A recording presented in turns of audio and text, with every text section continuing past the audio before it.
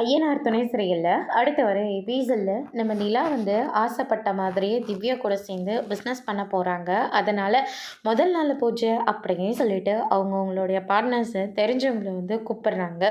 அப்போ அதில் ஒரு பார்ட்னர்ஸோட ஹஸ்பண்ட் இருந்துட்டு, நிலா எல்லாரும் எவ்வளோ கஷ்டப்பட்டு இந்த பிஸ்னஸை ஆரம்பிச்சிருக்கீங்க, அவங்கவுங்களால முடிஞ்ச பணத்தை இதில் போட்டிருக்கீங்க. ஆனால் நிலா மட்டும் எந்த பணத்தையும் கொடுக்காம இதில் பார்ட்னராக இருக்காங்க.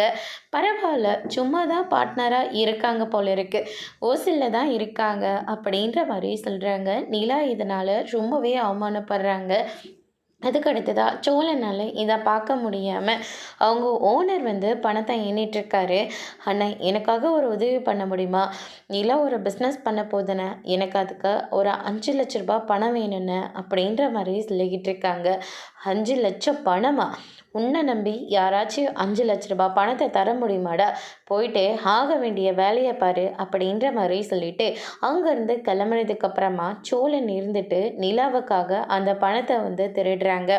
அதோட இன்னைக்கான பிரம முடிச்சிருக்காங்க. இனி சோழனுக்கு என்னெல்லாம் நடக்க போகுதுன்றதை வெயிட் பண்ணி பார்க்கலாம். தேங்க்யூ.